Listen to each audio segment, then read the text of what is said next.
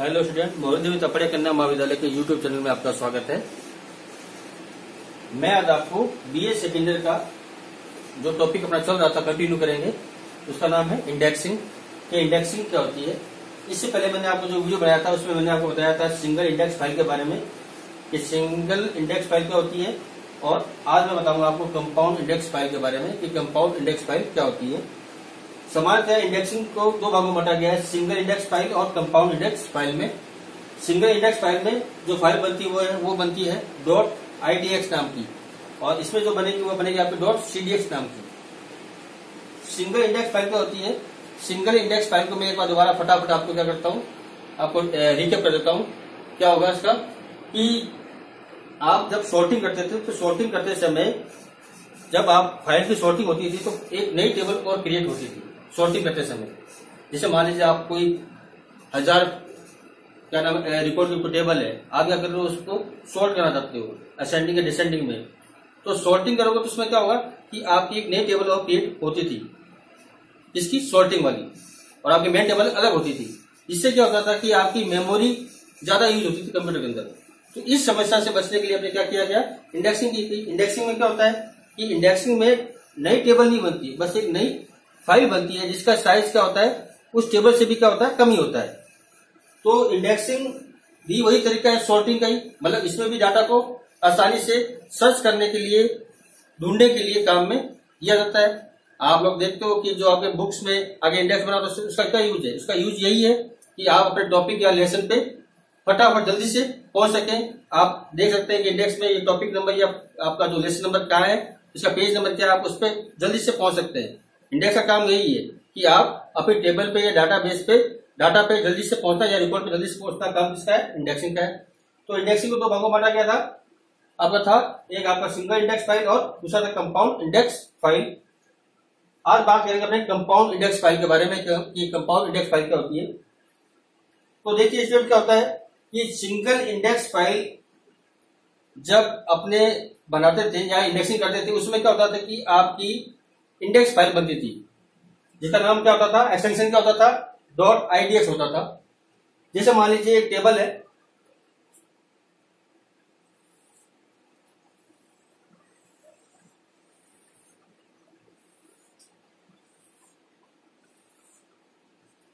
इसका टेबल हमारे मैंने दिया एम्प्लॉय ईएमपी, एम्प्लॉय नाम की आपकी क्या है टेबल है। इसमें मैंने कुछ कॉलम बना लिए, EMP ID, EMP name, EMP F name और मान लीजिए सैलरी। ये क्या है, मैंने कॉलम बना ली 4, ईएमपी आईडी की, EMP name, EMP father name और उसकी सैलरी। मतलब एम्प्लॉय का नाम क्या है, उसकी आईडी क्या है, उसकी फादर नेम क्या है, उसकी सैलरी क्या है। इसमें हम कुछ रिकॉर्ड डाल देते हैं। इसे मान लीजिए इसकी आईडी क्या है, 1001 है, 1002 है, 1003 है, 1004 है, 1005 है, 1006 है। ईएमपी नेम फटाफट लिख देते अपने। जैसे मान लीजिए सुमित और मोहित और रोहित और मान लीजिए अपने मुकेश और मान लीजिए अपने सोहन और मान लीजिए मोहन। ये क्या है, एम्प्लॉइज है। इनके फादर के नेम भी अपने लिख लेते। जैसे मान लीजिए अपने क्या लिखते हैं, राम, श्याम, और इसका नाम मान लीजिए कहते हैं शंकर, मान लीजिए लक्ष्मण, इसमें मान लीजिए नाम लेते सीताराम, और इसमें नाम लेते मान लीजिए अपने सुरेंद्र, नाम दे दिया। हमारे लिए सैलरी का डिफाइन कर देते हैं। इससे मान लीजिए सैलरी कितनी है, 15,000 है, इसकी मान लीजिए 15,500 है, इसकी मान लीजिए 16,000 है, इसकी मान लीजिए 16,100 रुपये है, इसकी मान लीजिए 14,000 है, और इनकी मान लीजिए 14,500 है। ये क्या है, सैलरी है। अपन ऐसे मनाया है, इसका नाम माना है। अब अपने क्या करते हैं कि कंपाउंड इंडेक्स फाइल का यूज करेंगे। मैं आपको बता रहा था कि जब आप सिंगल इंडेक्स फाइल का यूज करते हुए आप किसी कॉलम की इंडेक्सिंग करते हैं तो उस समय क्या आपकी idx नाम की एक फाइल क्रिएट होती है। तो प्रत्येक, जैसे मान लीजिए अगर मैं एक कॉलम पे करता हूं कोई इंडेक्सिंग तो एक फाइल क्रिएट होती है। अगर मैं मान लीजिए दो कॉलम पे मैं क्या करता हूं, इंडेक्सिंग करता हूं, तो आपकी दो फाइल क्रिएट होती है। किसमें? सिंगल इंडेक्स फाइल के अंदर। लेकिन कंपाउंड इंडेक्स फाइल में ऐसा नहीं है। कंपाउंड इंडेक्स फाइल में क्या है कि अगर आप एक या एक से अधिक कॉलम पे आप क्या करते हो, इंडेक्सिंग करते हो, तो उसके लिए एक ही फाइल आपकी क्या होती थी, क्रिएट होगी। इसमें कंपाउंड इंडेक्स फाइल में बस क्या होगा, उसके अंदर टैग दिया जाएगा। क्या दिया जाएगा? टैग का नाम आपका अलग अलग होगा। फाइल के अंदर टैग के नाम से ही अपने फील्ड को पहचानेंगे कि कौन सी टैग से कौन सी इंडेक्सिंग हुई है, सॉरी कौन सी फील्ड की इंडेक्सिंग हुई है और कौन सी टैग से कौन सी फील्ड की आपकी इंडेक्सिंग हुई है। और फाइल आपकी बनेगी वो आपकी एक ही बनेगी, किसमें? कंपाउंड इंडेक्स फाइल के अंदर। इस फाइल का इंडेक्स इसका नाम है प्रकार क्या होगा? .cdx नाम की। कैसी फाइल बनेगी? .cdx प्रकार की फाइल बनेगी। मतलब इस फाइल का एक्सटेंशन क्या होगा? .cdx होगा। इंडेक्स फाइल को, सॉरी कंपाउंड इंडेक्स फाइल को दो भागों में बांटा गया है। इसी कमांड को दो भागों में बांटा गया है। एक है आपका इंडिपेंडेंट, दूसरा है आपका स्ट्रक्चरल। पहला है आपका इंडिपेंडेंट और दूसरा है आपका स्ट्रक्चरल। तो आप अपने दोनों प्रकार देखेंगे, इंडिपेंडेंट और स्ट्रक्चरल कमांड का यूज किस प्रकार से करेंगे।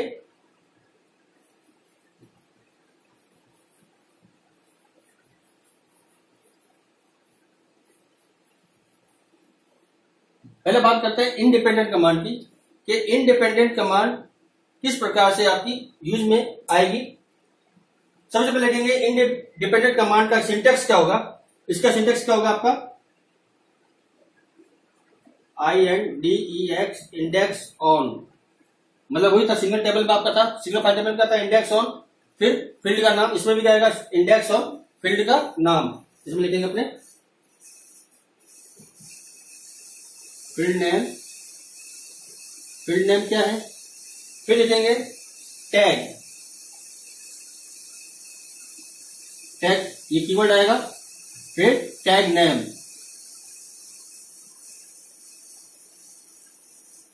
Tag name. फिर आपका आएगा फॉर। फॉर का यूज कब करेंगे अपने? सॉरी फॉर नहीं, क्या आएगा? ऑफ आएगा। क्या आएगा? Of, sorry of. ऑफ का क्या आएगा? उस फाइल का नाम, मतलब आप जो इंडेक्स फाइल आपकी क्रिएट होगी उस फाइल का नाम क्या होगा वो लिखा जाएगा। मतलब इंडेक्स फाइल नेम।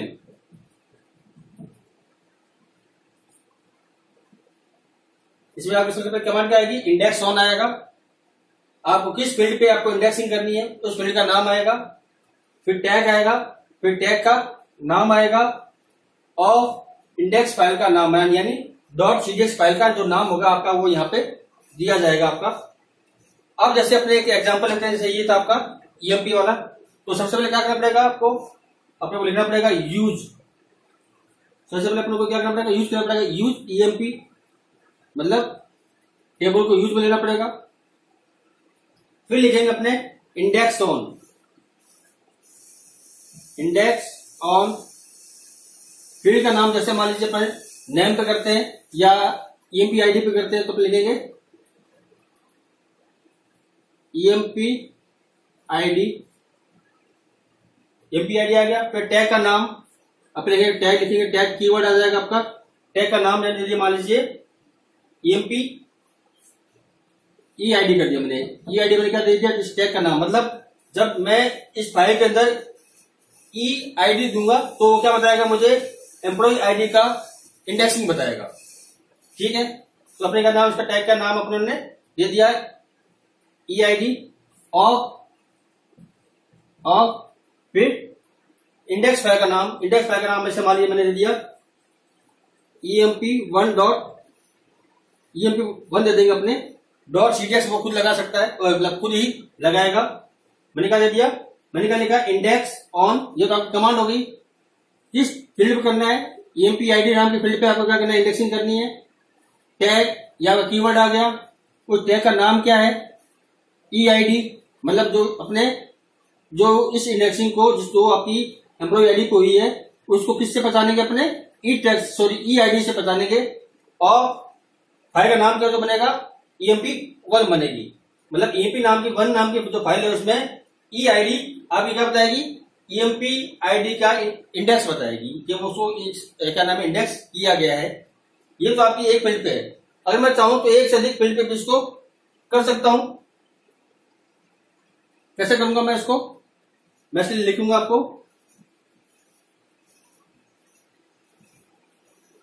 ये चीज आपकी सेम आएगी। यूज EMP यानी फाइल को यूज करना है, टेबल को यूज करना है। आप लिखोगे इंडेक्स ऑन फील्ड का नाम, जैसे मान लीजिए नेम, मैं नेम नाम पे क्या कर रहा हूं, इंडेक्सिंग कर रहा हूं। अब मैं क्या किया, टैग का नाम मैंने क्या दिया, मान लीजिए मैंने NM दे दिया। NM मैंने क्या दिया, टैग का नाम मैंने दे दिया। और EMP1 फाइल का नाम हो गया। अब मुझे क्या करना है, दूसरी फील्ड पे इंडेक्सिंग करनी, तो मैं यहां क्या लिखूंगा, इंडेक्स ऑन, मान मुझे क्या करनी है, सैलरी करनी है, तो मैं लिखूंगा सैलरी। टैग मैंने क्या दे दिया, टैग नेम मैंने SAL दे दिया। और EMP फाइल का नाम क्या रहेगा आपका, यही रहेगा। अब EMP फाइल आपकी जो बनी है उसमें 2 टैग है, एक का नाम है NM और दूसरा का नाम है SAL। जब आप अभी यहां पर ब्राउज करते हो, अभी आप ब्राउज कमांड का यूज करोगे देखने के लिए, या लिस्ट कमांड का आप यूज करोगे टेबल को देखने के लिए, इस टेबल को EMP जो 1 आपकी जो बनी है फाइल बनी है, तो आपको जो इंडेक्सिंग होगी वो दिखाएगा, किस ऊपर दिखाएगा, आपको सेल की दिखाएगा, NM के लिए दिखाएगा। क्योंकि लास्ट में इंडेक्सिंग किसकी की गई है, सेल की गई है। NM तो इससे पहले था, तो अब ये आपकी फाइल क्या हो चुकी है, पहले बनी हुई है।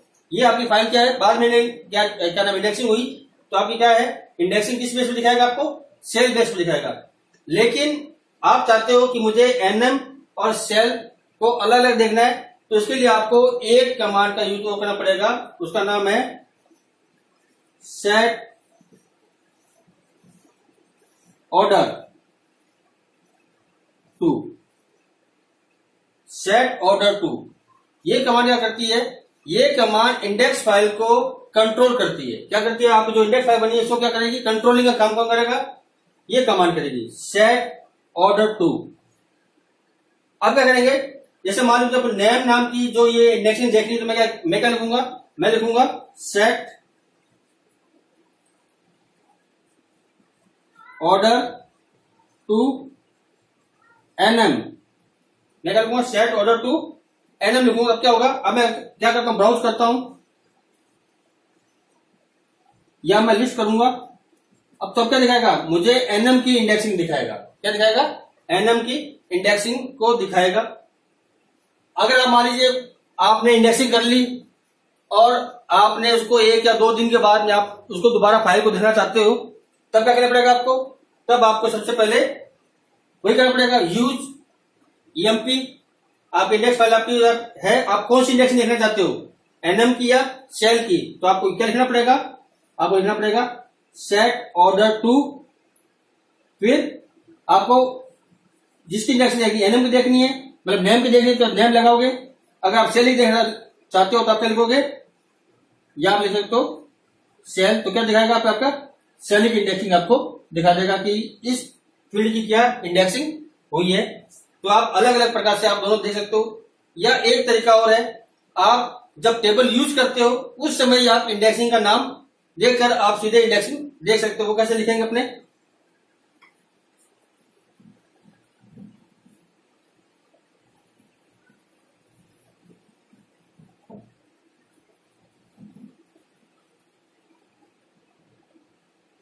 आप लिखोगे यूज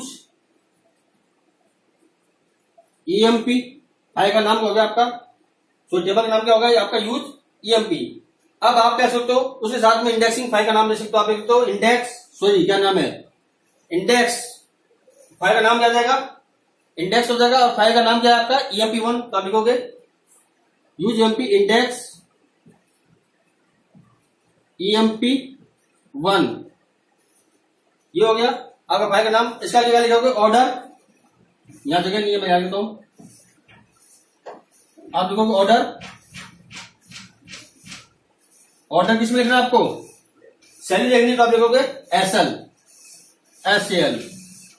तो क्या होगा, अब जो इंडेक्सिंग लिखेगी टेबल खुलने के साथ ही, वो किस प्रकार की होगी आपकी। अब जब आप उसको ब्राउज करते हो या लिस्ट करते हो तो आपको सेलिंग की इंडेक्सिंग आपको दिखाएगा कि इंडेक्सिंग किस प्रकार से हुई है। तो मैंने जब टेबल को ओपन किया उसके साथ ही मैंने क्या कर दिया, इसके ऑर्डर को निश्चित कर दिया कि आपकी इंडेक्सिंग किस प्रकार से देखनी है, सेल के साथ में मुझे देखनी है। आप ये भी कर सकते हो, या उससे जो मैंने पहले बताया आप वो भी कर सकते हो आपकी इंडेक्सिंग को देखने के लिए। बस अंतर यही है कि इसमें जो फाइल बनेगी वो एक ही बनेगी, और उस फाइल के अंदर आप जैसे आप जानते हो, जैसे चारों के अंदर इंडेक्सिंग करनी, तो आप चारों प्रकार से इंडेक्सिंग कर सकते हो, चारों फील्ड में इंडेक्सिंग कर सकते हो।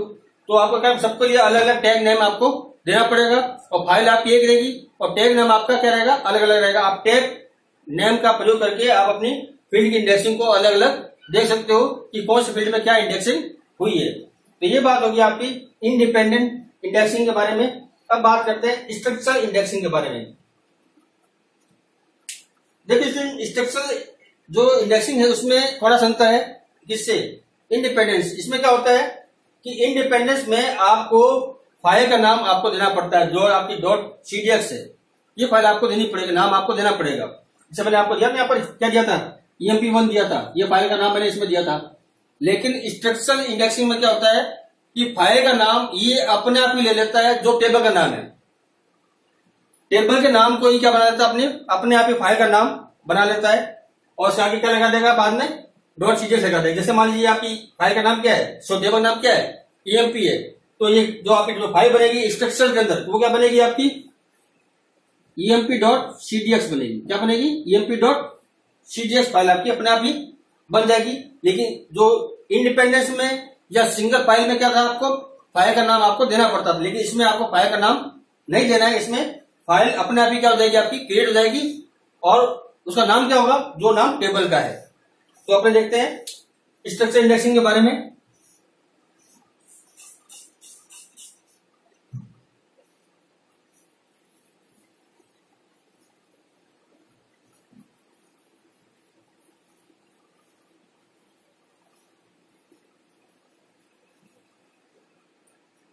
सबसे पहले देखेंगे इसका सिंटेक्स, देखेंगे कि सिंटेक्स क्या बनेगा आपका।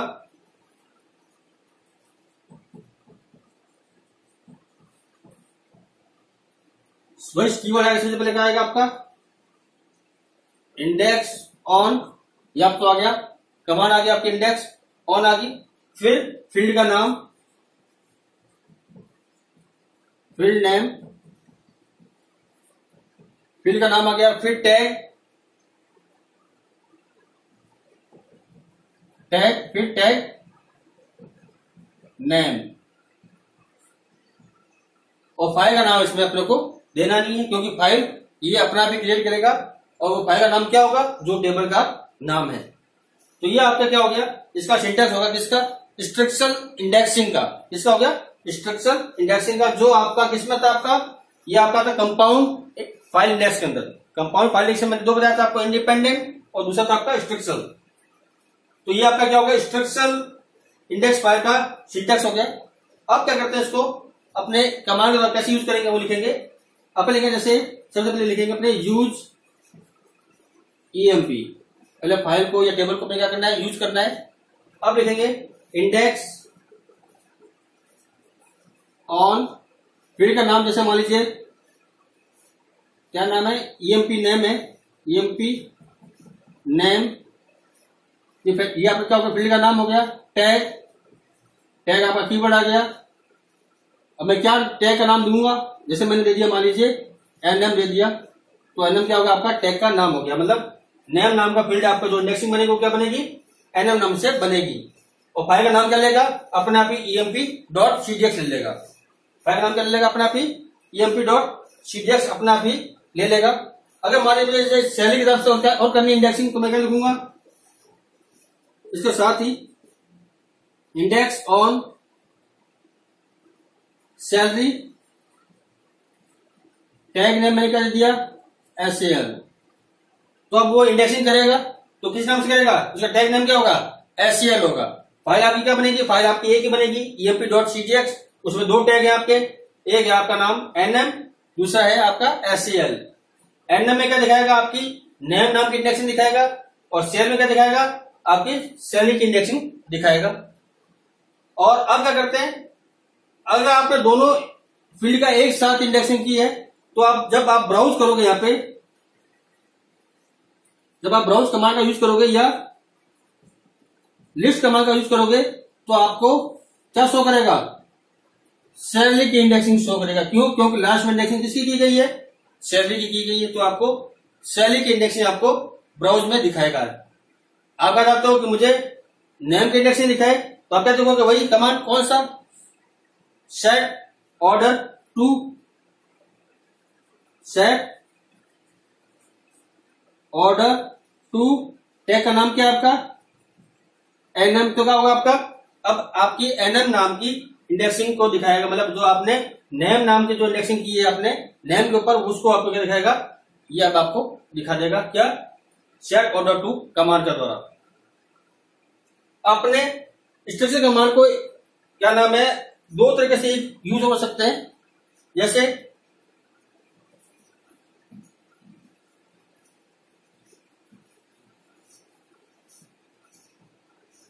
मैं ऐसे लिख सकता हूं इसको, index on EMP name plus salary. मैंने प्लस ऑपरेटर लगा दिया, मतलब क्या होगा इसमें, अब प्लस लगाने से क्या हो गया कि आपकी जो सबसे पहले जो आपकी इंडेक्सिंग होगी उसको किसके नाम से होगी, सॉरी सैलरी नाम से होगी, किसके नाम से होगी, सैलरी। अगर किसी एम्प्लॉय की एक जैसी सैलरी है तब तो आपका नेम से नाम से हो जाएगा। अगर मान लो सबकी सैलरी अलग अलग है, कोई भी सेम नहीं है, तब किसके नाम से हो जाएगी, आपकी इंडेक्सिंग सैलरी से हो जाएगी। और टैग का नाम मैंने क्या दे दिया, टैग मैंने क्या दे दिया, मान लो मैंने NMSAL, मैंने टैग का नाम दे दिया, NMSAL दे दिया, मैंने दोनों के साथ मिला दिया मैंने NMSAL। तो अब जो इंडेक्सिंग होगी वो किसकी होगी, सबसे पहले इंडेक्सिंग करेगा वो सैलरी के बेस पे।